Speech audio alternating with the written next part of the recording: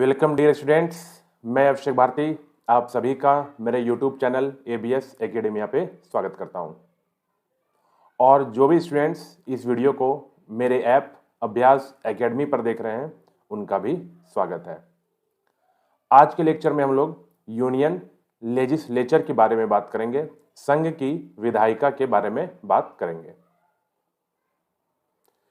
तो जैसा कि इसके पहले लेक्चर्स में मैं आपको बताया था यूनियन एग्जीक्यूटिव कार्यपालिका के बारे में, जिसमें हम लोग president, prime minister, council of minister and attorney general of India के बारे में पढ़ा था।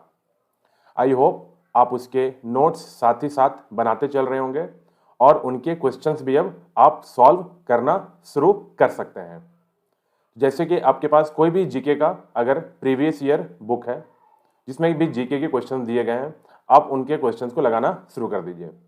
ठीक है, तो चलिए आज का जो हमारा टॉपिक होगा वो क्या है।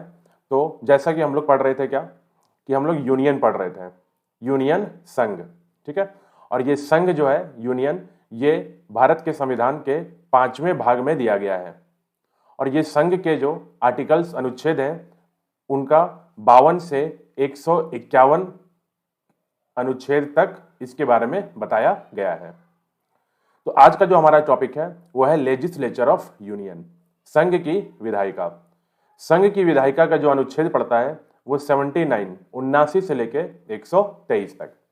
तो इन सारे अनुच्छेद को एक एक करके पढ़ते हैं और ये बहुत ही इंपॉर्टेंट टॉपिक है, बहुत ही इंपॉर्टेंट चैप्टर है। आपको बहुत सारे यहाँ पे इंपॉर्टेंट क्वेश्चंस नजर आएंगे जो यहीं से पूछे जाते हैं।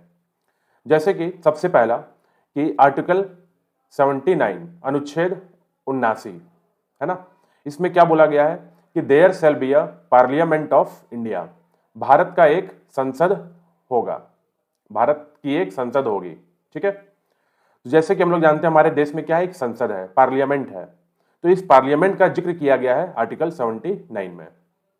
और पार्लियामेंट में होता कौन है, तो it will be comprised of president, Lok Sabha and Rajya Sabha. यह राष्ट्रपति, लोकसभा और राज्यसभा से मिलकर बनी होगी।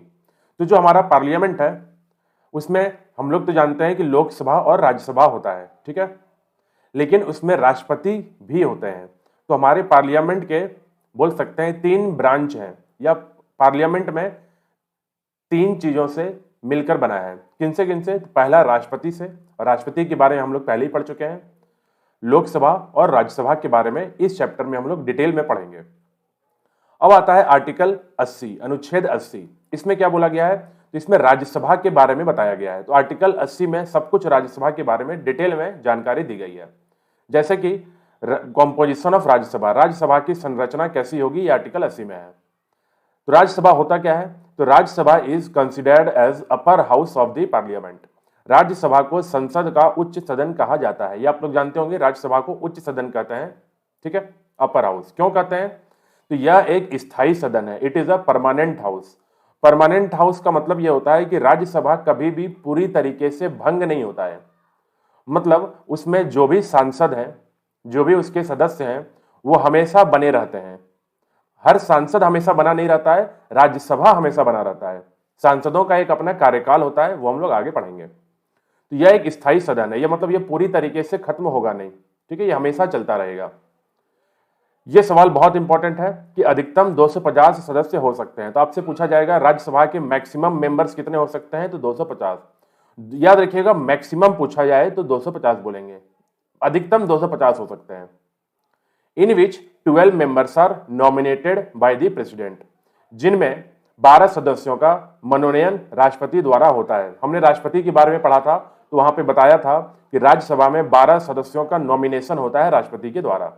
और ये 12 सदस्य कौन होते हैं, तो देश में अलग अलग क्षेत्र में जिन्होंने बेहतरीन काम किया है, और अगर राष्ट्रपति को लगता है कि उनको राज्यसभा में होना चाहिए तो उनका मनोनयन किया जाता है, नॉमिनेट किया जाता है राज्यसभा के लिए। वर्तमान में ये जो 250 मेंबर्स हैं, इन वर्तमान में अभी 245 सदस्य ही हैं। तो अगर आपसे सवाल पूछा जाए कि राज्यसभा के अधिकतम सदस्य कितने हो सकते हैं, तो 250 बोलेंगे। अगर पूछा जाए कि प्रेजेंट में, वर्तमान में अभी कितने सदस्य हैं, तो 245 सदस्य हैं। ठीक है, तो 5 सदस्य हमेशा कम है, अभी इन 5 सदस्यों को भरा नहीं गया है। ये हमेशा 250 में से अभी तक 245 सदस्यों से ही देश काम चल रहा है, राज्यसभा का काम चल रहा है। इस 245 सदस्यों में हमने पढ़ा 12 क्या होंगे, नॉमिनेटेड होंगे, मनोनीत होंगे, और बच गए कितने, 233। 233 क्या होते हैं, इलेक्टेड होते हैं। तो हम बोल सकते हैं कि टोटल 250 सदस्य हैं, ठीक है, मैक्सिमम इतने हो सकते हैं, लेकिन मैक्सिमम अभी पूरा राज्यसभा भरा नहीं गया है, अभी सिर्फ राज्यसभा में 245 सदस्यों से ही काम चलाया जा रहा। इन 245 सदस्यों में 12 आपके होंगे नॉमिनेटेड, जो राज्यसभा राष्ट्रपति के द्वारा मनोनयन किए जाएंगे, और 233 जो होते हैं वो होता है इलेक्टेड, जिनको चुन करके वो नियुक्त होते हैं, मतलब है ना, वो चुन करके आते हैं, निर्वाचित होते हैं, वो निर्वाचित होते हैं, ठीक है। चलिए आगे देखते हैं। After every 2 years 1/3 of its members are retired, है ना, हर 2 साल में, प्रत्येक 2 वर्ष में इसके 1/3 सदस्य सेवा निवृत्त कर दिए जाते हैं। तो बोलने का मतलब कि अगर 245 सदस्य हैं, इस 245 सदस्य में क्या होगा, हर 2 साल में आपका 1/3 सदस्य चले जाएंगे, मतलब इनका पद खाली हो जाएगा, बचेंगे कितने, तो 2/3, ठीक है, ऐसा चलता है ये।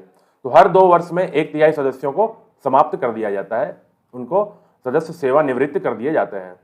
Elected members are elected by the state legislative assembly.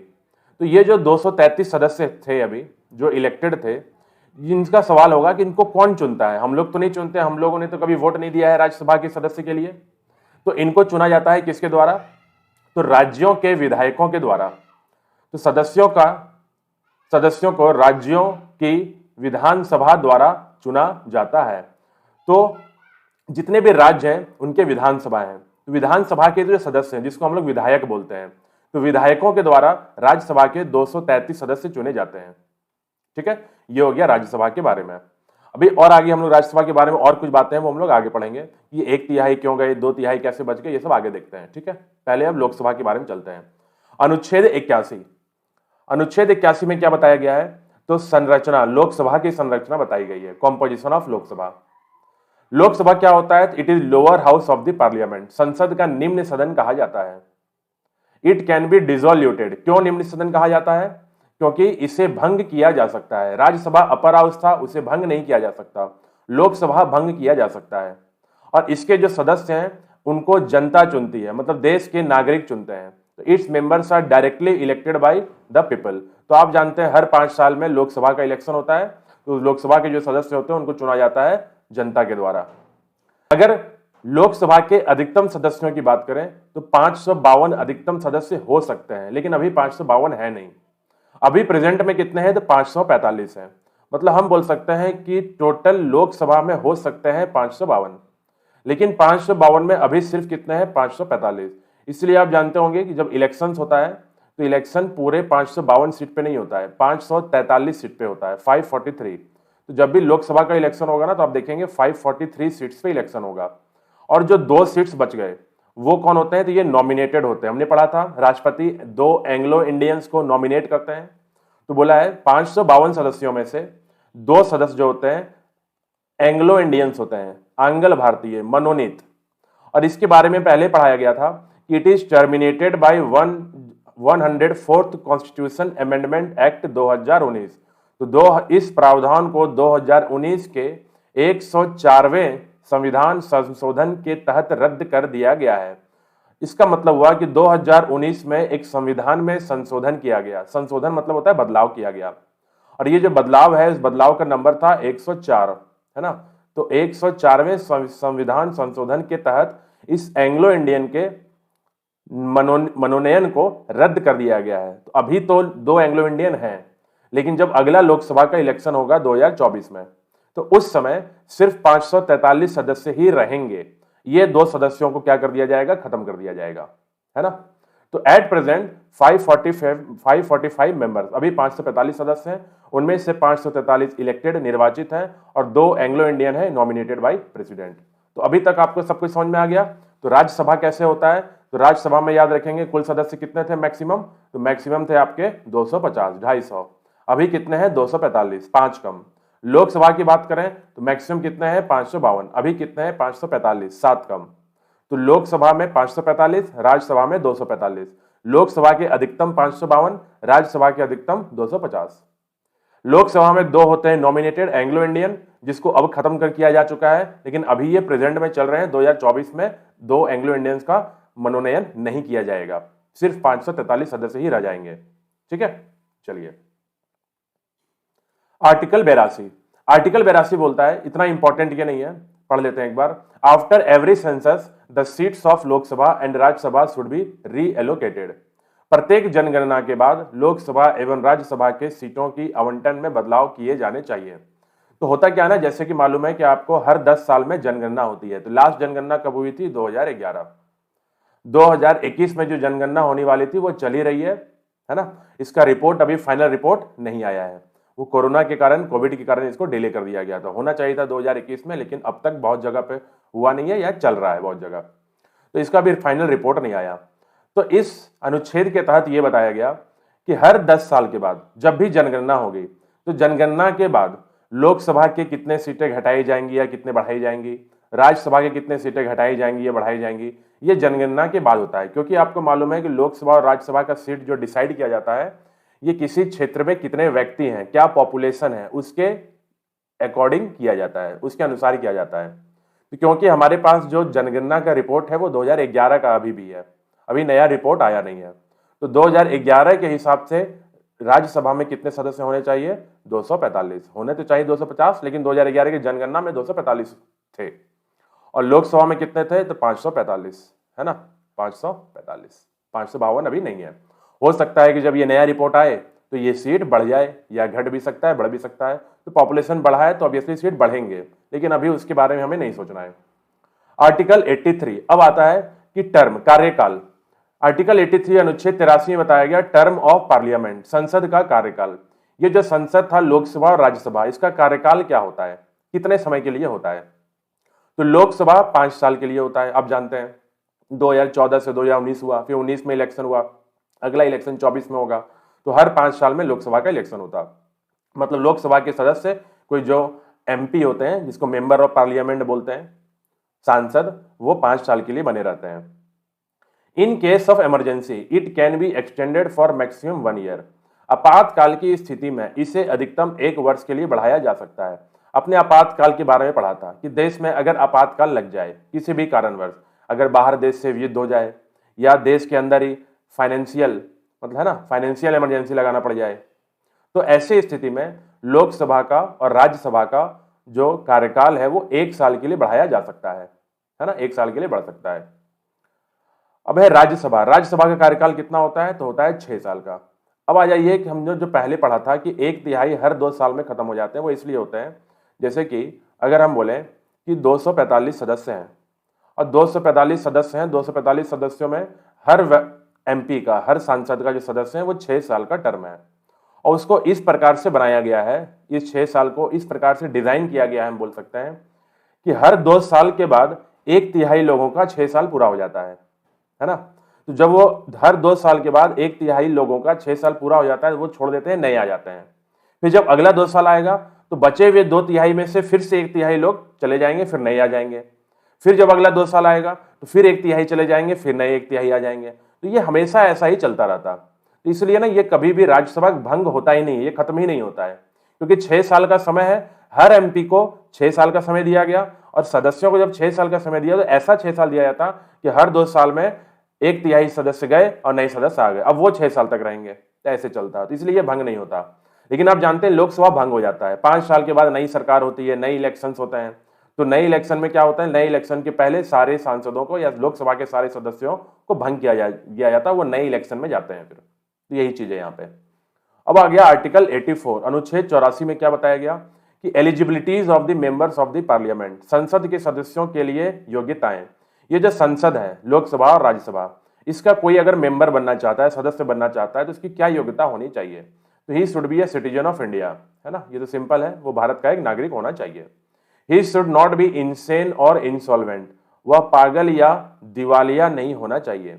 कोई भी व्यक्ति अगर वो मेंटली अनस्टेबल है, मतलब पागल है, या इंसॉल्वेंट है, जिसे दिवालिया घोषित कर दिया गया है ना, दिवालिया घोषित कर दिया गया है, तो ऐसे लोग सांसद नहीं बन सकते हैं, है ना, उनको इलेक्शन लड़ने मिलेगा ही नहीं।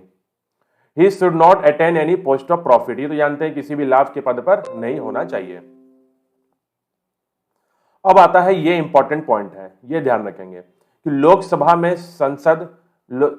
में सांसद सदस्य बनने के लिए 25 साल होना जरूरी है, 25 या 25 से ज्यादा, और राज्यसभा में कितने साल, तब 30 साल होना जरूरी है।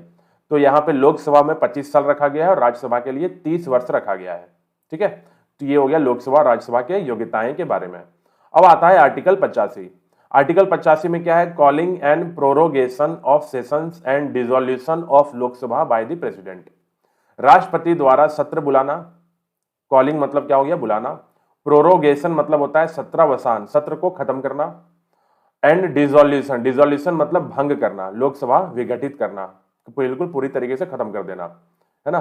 तो ये सारे चीजें किसके द्वारा किया जाता है, तो राष्ट्रपति के द्वारा आर्टिकल 85 में बताया गया। तो ये राष्ट्रपति में हम लोग पहले पढ़े थे, राष्ट्रपति की पावर्स में, है ना, लेजिस्लेटिव पावर होता है, विधायिका पावर है उनका।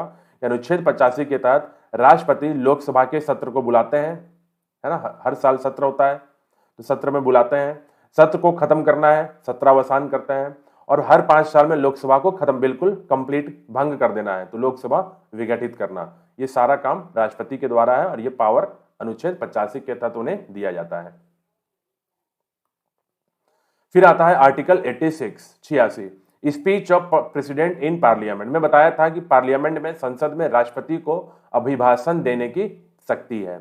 ये अभिभाषण कब देते हैं, तो राष्ट्रपति पार्लियामेंट में, संसद में 3 समय पर वो आकर भाषण देते हैं, वरना राष्ट्रपति का पार्लियामेंट में आना का कोई काम नहीं है, मतलब राष्ट्रपति पार्लियामेंट नहीं जाते हैं।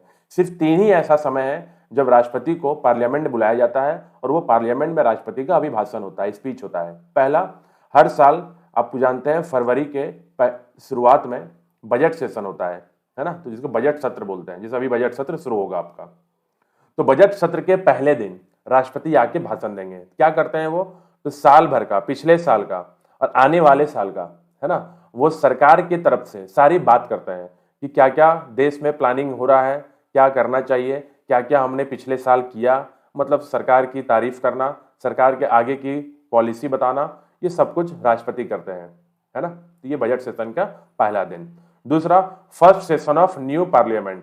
जब भी नई सरकार बनेगी, जैसे 2019 में जब नई सरकार बनी, तो जब नई सरकार बनी तो जब सभी लोग गए कहाँ पे, लोकसभा में पहुंचे, है ना, तो उस समय जब पहला सत्र बुलाया जाता है तो उस समय वो आकर के अभिभाषण देते हैं, स्पीच देते हैं। तो first session of new government, जब भी नई सरकार बनेगी तो उसके पहले सत्र के पहले दिन वो आके भाषण देंगे। तीसरा, ये हमेशा नहीं होता, ये कभी कभी होता है, बहुत कम। अनुच्छेद 87 स्पेशल स्पीच, विशेष अभिभाषण ड्यूरिंग ज्वाइंट सेशन, संयुक्त अधिवेशन में। हमने बताया था ज्वाइंट सेशन क्या होता है, जब कोई भी बिल लोकसभा और राज्यसभा में फंस गया हो, अटक गया हो, और राष्ट्रपति को लगता है कि ये बिल जरूरी है, इस पे वोटिंग कराना है, तो वो लोकसभा और राज्यसभा के दोनों ही सदस्यों को बुला करके एक साथ वोट करा देते हैं। तो वोट कराने से पहले वो स्पीच देते हैं, है ना, तो वही है संयुक्त अधिवेशन, ज्वाइंट सेशन में राष्ट्रपति का भाषण। कब है, अनुच्छेद 87 में इसे बताया गया। 86 में बताया गया राष्ट्रपति का स्पीच बजट सेशन में और नई सरकार के पहले सत्र में। आर्टिकल 88 भी हम लोग पहले पढ़ रखे हैं। Attorney general of India can sit any time in supreme court, Lok Sabha और राज्यसभा। भारत का महान्यायवादी, अटॉर्नी जनरल ऑफ इंडिया, जो लॉ ऑफिसर होता है, भारत का लॉ ऑफिसर, भारत सरकार का लॉ ऑफिसर, है ना, किसी भी वक्त जाकर सर्वोच्च न्यायालय, लोकसभा या राज्यसभा में बैठ सकता है। किसी भी वक्त मतलब कि जब भी सत्र चल रहा है और महान्यायवादी अटॉर्नी जनरल को लगता है कि लोकसभा और राज्यसभा में उनकी जरूरत है तो वो जाके बैठेंगे, या अगर सुप्रीम कोर्ट में उनकी जरूरत है तो वहां भी वो जा सकते हैं। आर्टिकल 89 में बताया गया राज्यसभा के चेयरपर्सन के बारे में। तो हम लोग राज्यसभा के चेयरपर्सन के बारे में पढ़े थे कि राज्यसभा का चेयरपर्सन कौन होता है, तो हमने बताया था कि वाइस प्रेसिडेंट ऑफ इंडिया। तो उनके बारे में सब कुछ यहाँ पे डिटेल में है। आर्टिकल 89 बताता है there shall be chairperson and vice chairperson of Rajya Sabha. तो राज्यसभा का जो सत्र होता है तो उसको चलाने के लिए, उसको सही तरीके से चलाने के लिए चेयरपर्सन और वाइस चेयरपर्सन, 2 लोगों को चुना जाता है, चेयरपर्सन और वाइस चेयरपर्सन को। Vice president is the ex officio chairperson of Rajya Sabha. उपराष्ट्रपति ही राज्यसभा का पदेन सभापति होता है, ये पढ़ रखे हैं हम लोग। तो जो राज्यसभा का जो चेयरपर्सन होगा वो कौन होता है, वाइस प्रेसिडेंट। वाइस चेयरपर्सन मतलब वाइस प्रेसिडेंट चेयरपर्सन है, कंफ्यूजन नहीं रखना है, वाइस प्रेसिडेंट चेयरपर्सन है, लेकिन जो वाइस चेयरपर्सन है वो कौन होता है? तो vice chairperson is chosen by members of Rajya Sabha. तो हमने पढ़ा था वाइस प्रेसिडेंट को कौन चुनता है, मतलब राज्यसभा के चेयरपर्सन को कौन चुनता है? तो लोकसभा और राज्यसभा के सभी सदस्य चुनते हैं, नॉमिनेटेड भी और निर्वाचित भी। लेकिन जो वाइस चेयरपर्सन है कहां का? राज्यसभा का, उसे कौन चुनेगा? तो केवल राज्यसभा के सदस्य ही चुनेंगे। तो उपसभापति को, इसको उपसभापति कहते हैं, उपसभापति को राज्यसभा के सदस्यों द्वारा चुना जाता है। नेक्स्ट, वाइस प्रेसिडेंट और chairperson of Rajya Sabha is not a member of Rajya Sabha. ये हमने पहले बताया था कि जो वाइस प्रेसिडेंट है, उपराष्ट्रपति है, या राज्यसभा का जो सभापति है, दोनों एक ही पद है, बोल सकते हैं। ये जो पद है, उपराष्ट्रपति का पद बोलो या राज्यसभा का पद, इन सभापति का पद बोलो, ये राज्यसभा का सदस्य नहीं होते हैं। इनको तो चुना गया है लोकसभा और राज्यसभा के द्वारा, दोनों के द्वारा चुना गया, लेकिन ये राज्यसभा के सभापति बन गए, ये राज्यसभा के सदस्य नहीं कहलाएंगे। परंतु जो वाइस चेयरपर्सन है, जो उपसभापति है, कहां के? राज्यसभा के, वो राज्यसभा का ही सदस्य होता है। मतलब होता क्या है कि राज्यसभा है, तो राज्यसभा को चलाने के लिए एक उपराष्ट्रपति चुना गया, जो क्या होंगे? चेयरपर्सन होंगे। वहां के चेयरपर्सन को लोकसभा राज्यसभा दोनों के द्वारा चुना गया, वो राज्यसभा के सदस्य बिल्कुल नहीं है। लेकिन अगर उनके जगह पर जब वो नहीं होंगे तो उनका काम कौन करेगा? तो वाइस चेयरपर्सन होगा। तो वाइस चेयरपर्सन कोई नया आदमी नहीं होता, ये राज्यसभा के जो सदस्य है ना, उन सदस्यों में से ही 245 सदस्य, तो उन 245 सदस्यों में से ही किसी एक सदस्य को क्या बना दिया जाता है? उपसभापति बना दिया जाता है। बस यही है। In absence of chairperson, chairperson मतलब वाइस प्रेसिडेंट, उपराष्ट्रपति की अनुपस्थिति में या सभापति की अनुपस्थिति में उपसभापति उनका कार्यभार संभालेगा। तो इनको रखा ही गया है किस लिए? क्योंकि जब चेयरपर्सन नहीं होंगे तो वाइस चेयरपर्सन काम करेगा। अब आ गया आर्टिकल 90, अनुच्छेद 90 में क्या बताया जाता है? तो removal of vice chairperson of Rajya Sabha. तो ये राज्यसभा का जो उपसभापति है, इसका निलंबन, इनको हटाया कैसे जाएगा? तो he is removed by members of Rajya Sabha by giving notice of 14 days.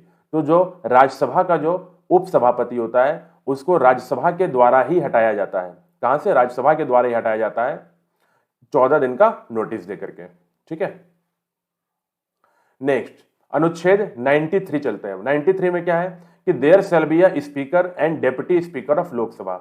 जैसे राज्यसभा में चेयरपर्सन और वाइस चेयरपर्सन होता है, सभापति और उपसभापति होता है, लोकसभा में बोला जाता है, उसी को बोलते हैं speaker and deputy speaker. Lok Sabha का एक अध्यक्ष, स्पीकर का हिंदी हो गया अध्यक्ष, और एक उपाध्यक्ष होगा। और ये लोकसभा का जो अध्यक्ष और उपाध्यक्ष होगा, ये कौन होगा? तो he or she is chosen by members of Lok Sabha. उनका चुनाव लोकसभा के सदस्यों के द्वारा ही किया जाएगा। इनका जो चुनाव होता है वो लोकसभा के सदस्यों के द्वारा चुन लिया जाता है। ठीक है। आर्टिकल 94, अनुच्छेद 94, both speaker and deputy speaker will submit their resignation to each other. कोई भी स्पीकर या डेप्यूटी स्पीकर अगर त्यागपत्र देना चाहता है तो वो एक दूसरे को त्यागपत्र देगा। जैसे स्पीकर छोड़ना चाहते हैं तो डेप्यूटी स्पीकर को त्यागपत्र दे देंगे, डेप्यूटी स्पीकर छोड़ना चाहते हैं तो स्पीकर को त्यागपत्र दे देंगे। तो अध्यक्ष और उपाध्यक्ष दोनों अपने त्यागपत्र एक दूसरे को सौंपेंगे। Speaker and deputy speaker can be terminated bye Lok Sabha by giving notice of 14 days. अध्यक्ष और उपाध्यक्ष को 14 दिनों का नोटिस देकर के लोकसभा के सदस्यों के द्वारा ही निलंबन किया जा सकता है। जैसे राज्यसभा के उपसभापति को हटाने के लिए राज्यसभा द्वारा 14 दिन का नोटिस दिया जाता है, ऐसे लोकसभा के अध्यक्ष और उपाध्यक्ष, स्पीकर और डेप्यूटी स्पीकर को हटाने के लिए लोकसभा के द्वारा 14 दिन का नोटिस दिया जाता है। अनुच्छेद 95, 95, in absence of speaker of Lok Sabha. जब स्पीकर एब्सेंट होंगे, जब वो नहीं रहेंगे, तो डेप्यूटी स्पीकर उनका काम करते हैं। Article 100, quorum of the parliament, संसद की गणपूर्ति। संसद की गणपूर्ति क्या होता है? तो minimum numbers of members required to start the session in parliament is quorum, that is 10%। ठीक है। कोरम का मतलब हो गया, संसद की गणपूर्ति का मतलब हो गया कोई भी सत्र मान लीजिए बुलाया गया और सत्र चल रहा है, तो सत्र को चलाने के लिए कम से कम 10% सदस्य मौजूद होने चाहिए संसद में, लोकसभा या राज्यसभा में। मान लीजिए लोकसभा का सत्र चल रहा है और लोकसभा में कितने सदस्य हैं? तो 545 सदस्य हैं। तो 545 का 10% कितना हो गया? 54.5, मतलब 55 सदस्य कम से कम होने चाहिए लोकसभा में बैठे हुए। अगर लोकसभा में इतने सदस्य नहीं रहेंगे तो लोकसभा को भंग कर दिया जाएगा, मतलब सत्र को टाल दिया जाएगा। तो संसद में सत्र शुरू करने के लिए न्यूनतम सदस्यों की आवश्यकता ही गणपूर्ति होती है, जो कि 10% है। चलिए आगे देखते हैं। Article 101 and 102। आर्टिकल 101 और 102 में क्या बताया गया? Ineligibilities of members of parliament. ये जो संसद के सदस्य हैं, लोकसभा या राज्यसभा दोनों, इनकी अयोग्यताएं। मान लीजिए कोई सांसद बन गया, सदस्य बन गया, तो उनको हटाया जाता है। तो कौन से ऐसे कारण हैं जिन कारणों से उनको हटाया जा सकता है? ये अयोग्यताएं मतलब कि कुछ उन्होंने ऐसा कर दिया या उनके साथ ऐसा हो गया जिसके कारण उनको हटना पड़ा। तो वो क्या क्या पॉइंट्स हैं वो देखेंगे। तो कुछ पॉइंट्स हैं, जैसे इतना इंपॉर्टेंट नहीं है, बस पढ़ लेते हैं। किसी और देश की नागरिकता ग्रहण कर लेना, जैसे कोई सांसद अगर किसी दूसरे देश का सिटीजनशिप ले लिया, नागरिकता ले लिया, अपने देश को छोड़ करके कहीं और का नागरिकता ले लिया, तो उसे लोकसभा या राज्यसभा कहीं का भी हो उसे हटा दिया जाएगा। पागल या दिवालिया हो जाना, अगर वो व्यक्ति पागल हो जाए या दिवालिया हो जाए तो ऐसे केस में भी उसको हटाया जाता है। लोकसभा का पद ग्रहण कर ले, सॉरी, लाभ का पद ग्रहण कर ले, कोई भी पोस्ट ऑफ प्रॉफिट ग्रहण कर ले तो ऐसे में भी वो हट जाएंगे। 2 वर्ष या उससे अधिक समय के लिए कारावास, अगर किसी व्यक्ति को 2 साल या 2 साल से ज्यादा के लिए किसी भी कोर्ट के द्वारा अगर उनको पनिशमेंट कर दिया गया, 2 साल या 2 साल से ज्यादा के लिए अगर उनको पनिश किया गया है या उनको जेल में डालने का ऑर्डर आ गया, तो वो सांसद नहीं बने रह सकते हैं, उनको भी हटाया जाएगा। लगातार 60 दिनों तक संसद के सत्र से अनुपस्थिति, अगर सत्र चल रहा है और वो लगातार 60 दिन तक एब्सेंट है ना, तो उनको भी हटा दिया जाएगा। आर्टिकल, तो इससे सारे कोई खास इंपॉर्टेंट पॉइंट नहीं है, बस इसको एक बार पढ़ लेना, ये खुद आपको याद हो जाएगा कि इसमें है क्या। Article 103, the membership of an ineligible member can be terminated by the president on the advice of election commission of India. मतलब किसी भी व्यक्ति को अगर हटाना है जो इनएलिजिबल है, जो किसी कारणों से इनमें से किसी भी कारणों से अगर वो अयोग्य हो जाए, तो उनको राष्ट्रपति हटा देते हैं। किसकी सलाह पर? तो इलेक्शन कमीशन ऑफ इंडिया। राष्ट्रपति को बताएगा कौन? तो इलेक्शन कमीशन ऑफ इंडिया का ये काम है, ये देखना। तो एक अयोग्य सांसद की सदस्यता राष्ट्रपति द्वारा निर्वाचन आयोग के सलाह पर रद्द की जा सकती है। आर्टिकल 103, कोई खास नहीं है ये, बस थोड़ा थोड़ा समझ लीजिए, ये सब आर्टिकल्स इंपॉर्टेंट नहीं है ना, बस आपको पॉइंट्स पढ़ लेना एक बार। Article 104, if a terminated member attends this session then he will be charge ₹500 per day. अगर कोई निलंबित सांसद यदि सत्र में आता है, वो निलंबित है लेकिन वो सत्र में आ गया, तो उससे प्रतिदिन 500 रुपये जुर्माना लिया जाएगा। मतलब वो जितने दिन आएगा उतने दिन के लिए इसको 500 जुर्माना पड़ जाएगा। कोई खास इंपॉर्टेंट नहीं है ये। आर्टिकल 105, पार्लियामेंट्री प्रिविलेजेस, संसदीय विशेषाधिकार। तो संसद के जो सदस्य हैं लोकसभा या राज्यसभा के, उनको कुछ स्पेशल पावर्स हैं, विशेष अधिकार हैं। क्या है?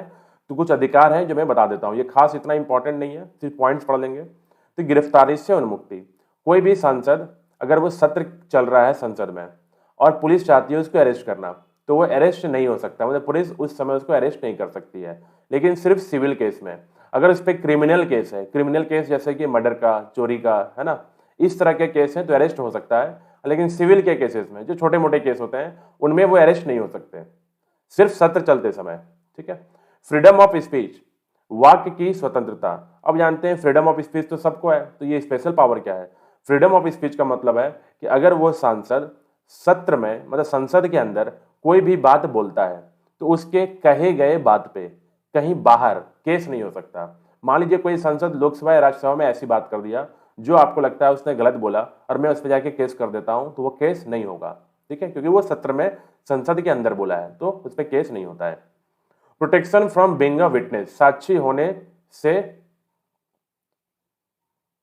उन्मुक्ति, साक्षी होने से उन्मुक्ति। Protection from being a witness, जैसे किसी केस में अगर विटनेस की जरूरत है, जैसे कोई सांसद है जो विटनेस है, जो गवाही देगा कोर्ट में आके, तो अगर इसको कोर्ट बुलाया गया है गवाही देने के लिए, लेकिन अगर सत्र चल रहा है तो वो कोर्ट नहीं जाएगा, है ना। तो ये सब कुछ स्पेशल पावर्स हैं। तो ये आज के लिए फिर इतना ही है। तो ये सारा आपका टॉपिक कंप्लीट हो गया। कौन सा? तो लोकसभा और राज्यसभा के रिलेटेड सारे हम लोग टॉपिक्स देख लिए। तो आपका यहाँ पे कंप्लीट हो जाता है संघ की विधायिका। इसमें एक छोटा सा टॉपिक है बिल्स के बारे में, जो हम लोग अलग अलग बिल्स पढ़ते हैं, विधेयक पढ़ते हैं, उनके बारे में वो मैं अगले क्लास में आपको बताऊंगा। तो आप इसका एक बार रिवीजन कर लेंगे, कंप्लीट नोट्स तैयार कर लेंगे। इसमें मेनली हमने क्या पढ़ा? लोकसभा राज्यसभा के बारे में। विधायिका क्या होता है? तो संसद होता है। तो संसद में सभी लोग होते हैं, लोकसभा राज्यसभा के। कौन होते हैं, क्या कार्यकाल होता है, कितने सदस्य हैं, ये सारे इंपॉर्टेंट पॉइंट्स हैं। तो चलिए आज के लिए इतना ही है। Thanks all of you, take care.